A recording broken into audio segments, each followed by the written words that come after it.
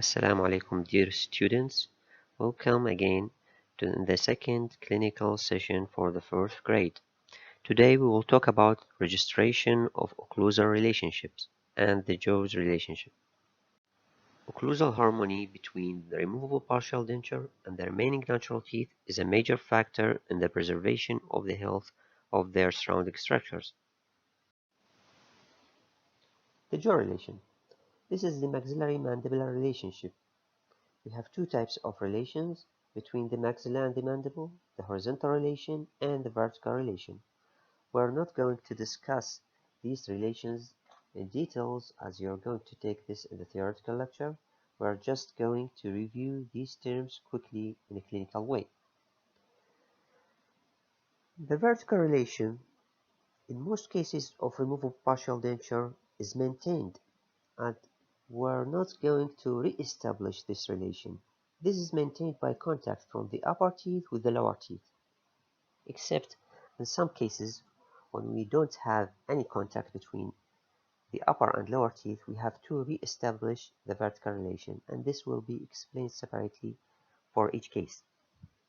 So, we have two types of vertical relation or dimensions. We have the rest vertical dimension, which is the distance between one fixed point on the maxilla and a point on the mandible when the patient is resting and the teeth is not in contact, while the occlusal vertical dimension is the distance between one fixed point on the maxilla, like the tip of the nose or base of the nose, and one point on the mandible when the patient closes his mouth and his teeth is in contact.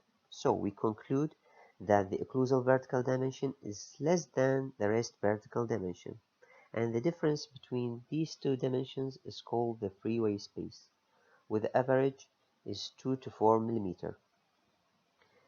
Well, regarding the horizontal relation, we have the centric relation, which is our main focus in this clinical session, and the eccentric relation, which include the protrusion, retrusion, and lateral movements or lateral relation between the maxilla and the mandible. So we are going back to the centric relation. There are so many definitions for the centric relation, but in a clinical way, we can define the centric relation is the most retruded position of the mandible, is the most retruded unstrained relation of the mandible in relation to the maxilla.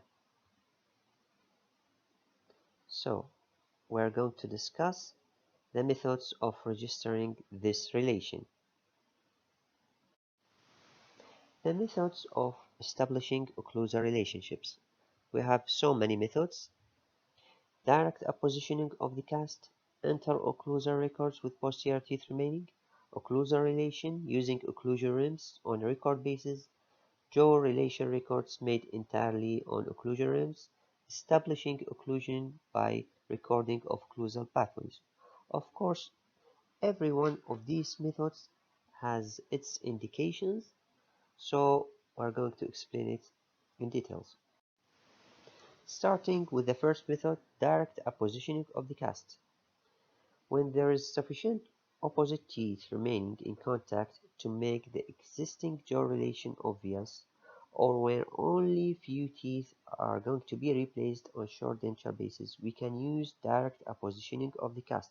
This is the simplest and most easy method. The clinical procedure involving that the opposite casts are occluded by hand and held in their position with rigid supports with sticky wax to the bases of the cast until the casts are securely mounted in the articulator.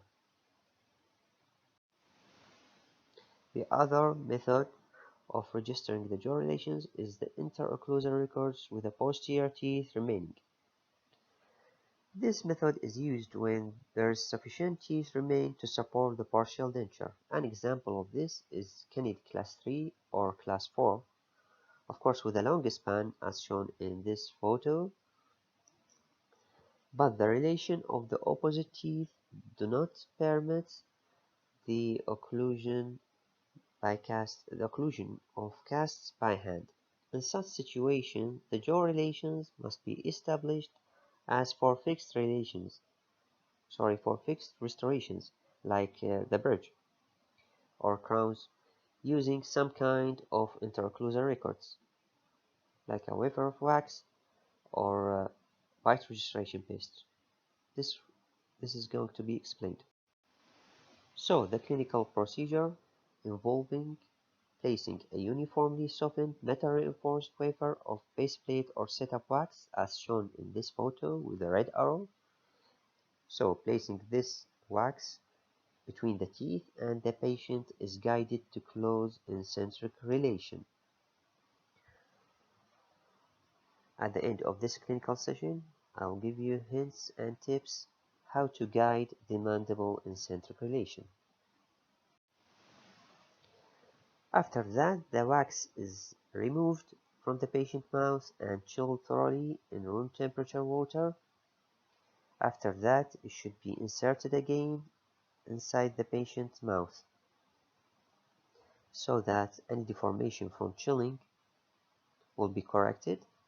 Then remove it again from the patient's mouth, and the excess wax should be removed with a sharp knife, and all the wax contacting the mucosal surfaces should be trimmed free of contact, so that to have proper seating of this record on the cast.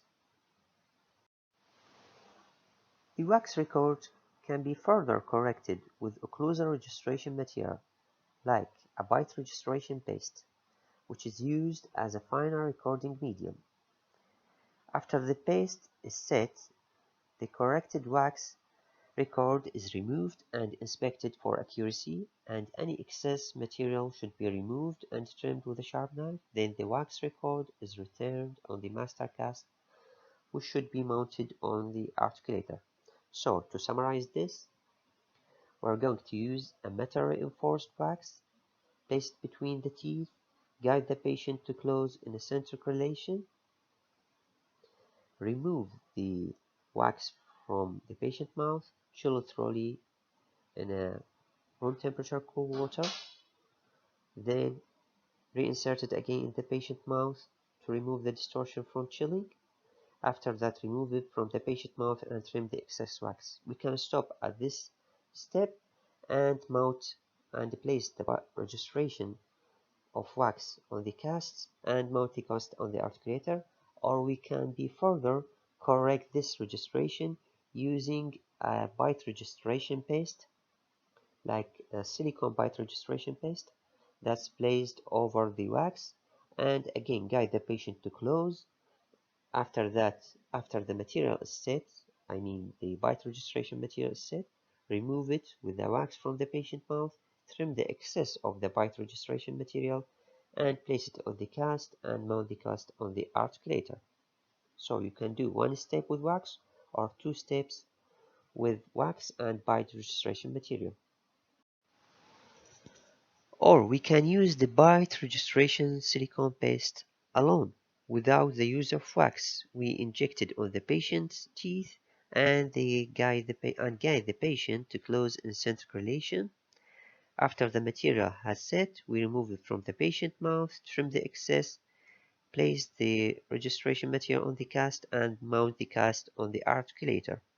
So we either use the wax alone, or wax with bite registration material, or the bite registration paste alone. The third method of recording the occlusal relation is by using occlusion rims or record bases.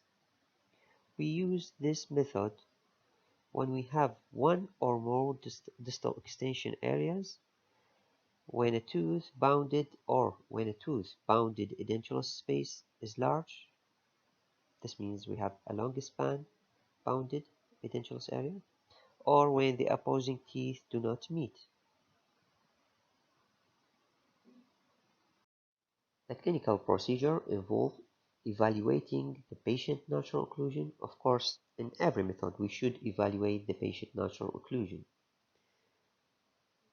Then the occlusal wax rims are reduced in height, as we seen in the first photo.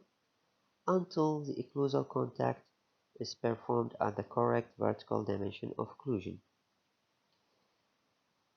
An important note, we are not going to work on a cast. These photos are just for explanation. We are going to work in the patient mouth. So we reduce the occlusion rims with the record bases, then insert that inside the patient mouth. We should see a space between them, and we should ask the patient to close so that we see that the vertical dimension is maintained by contact from the lower teeth with the upper teeth.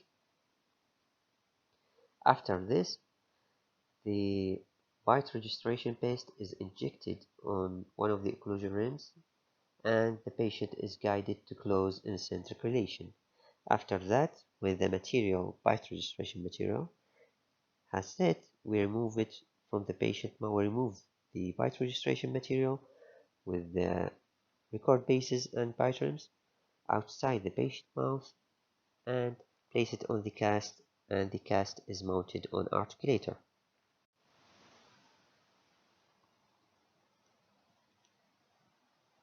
As we see in these photos, the bite registration material has been injected.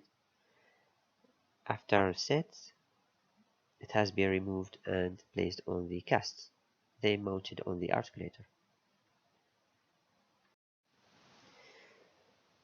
The fourth method of recording the jaw relation is the jaw relation records made entirely on occlusion rims. This method is used when no occlusal contact existing between the remaining natural teeth, such as when we have an opposing maxillary complete denture to be made concurrently with a mandibular partial denture. Also, it may be used in these situations in which few remaining teeth do not occlude and will not influence the eccentric jaw movement. Also, it may be used when either arch has only anterior teeth present.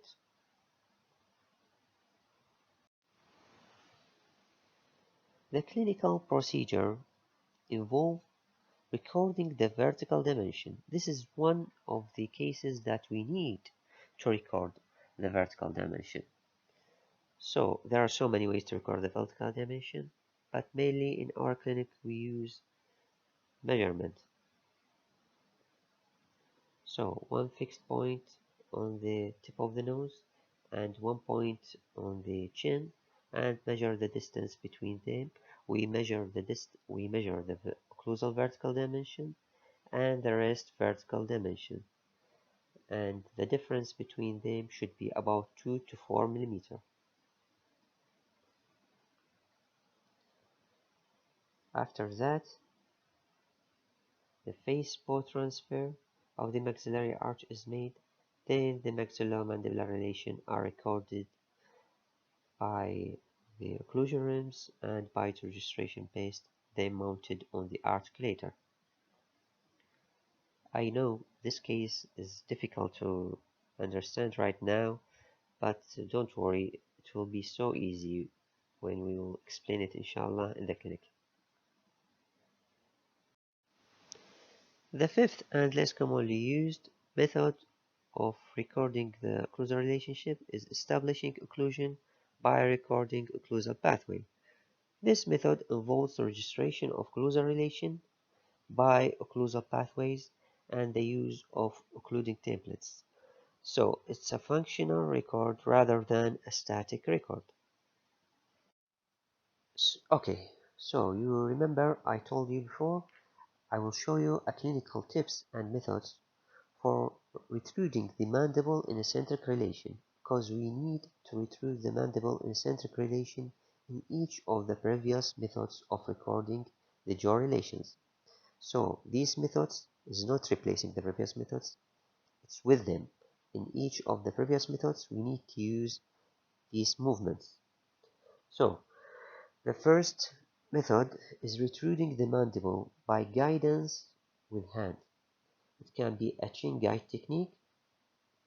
The operator or the dentist stand in front of the patient, catching the chin of the patient by the index and thumb finger, and ask the patient to close and open so many times until closure in centric occlusion. Or we can use the bimanual technique by stabilizing the mandibular record base if we have a lower record base, or the mandible of the patient if we don't have a lower record base, using the index finger that's placed on the flange or side of the teeth, and the thumb under the surfaces, and again guide the patient's lower jaw to close in a centric occlusion. The second method is the tongue method, by asking the patients to raise the tongue as back as possible to the soft palate. These movements will automatically bring the mandible to the centric relation, as the tongue will pull the mandible backward. The third method is the swallowing method. This is based on the principle that when the patient swallows his own saliva, the mandible comes in centric relation. So we ask him to swallow and stay closed. The fourth method is the fatigue of the muscle. We instruct the patient to open his mouth widely and keep his position for several minutes until fatigue of the muscle begins. Then we ask him to close his mouth, so he will close in a centric relation. That's all.